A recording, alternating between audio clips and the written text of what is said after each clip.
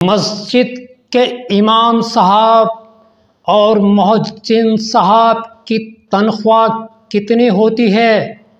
6,000، 8,000، 10,000 یا 12,000؟ میں آپ سے ایک سوال پوچھنا چاہتا ہوں، کیا اتنی انکم میں میرا اور تمہارا گھر چلتا ہے؟ نہیں چلتا۔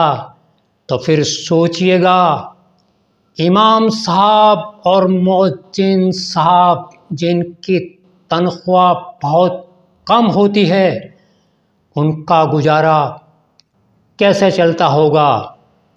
ایک چھوٹا سا بچہ اپنی جوانی کے 24-25 سال تک اپنے گھر، اپنے ماں باپ سے دور رہ کے دین سیکھتا ہے، تبھی جا کے وہ قاری، حافظ یا مفتی بنتا ہے۔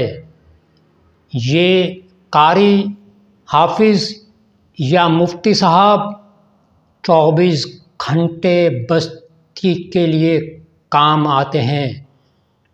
امام صاحب چھوٹے بچے کو اذان سنائیں، امام صاحب بچوں کا مدرسہ پڑھائیں، امام صاحب 5 وقت کی نماز پڑھائیں، امام صاحب بستی کے لیے دعا کریں، امام صاحب چمچماتی دھوپ، ٹھنڈی بارش، رات بے رات جنازے کی نماز پڑھاتے ہیں۔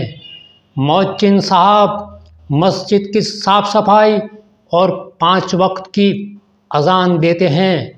24 گھنٹہ ڈیوٹی ہوتی ہے، اور اوپر سے میرے جیسے کہ تانے سنتے ہیں۔ اور تنخواہ کتنی ہوتی ہے؟ 6,000، 8,000، 10,000، 12,000۔ بڑی شرم کی بات ہے یہ۔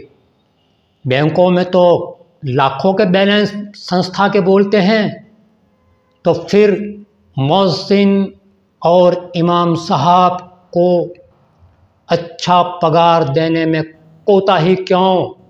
یہ میری اور تمہاری ذمہ داری ہے۔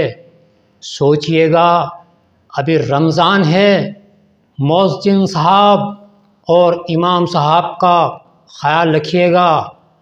اور میں متولیوں سے ایک ریکویسٹ کروں گا، عوام تمہیں چندہ دیتی ہے، تو پھر آپ مؤذن صاحب اور امام صاحب کو پوری تنخواہ کیوں نہیں دیتے؟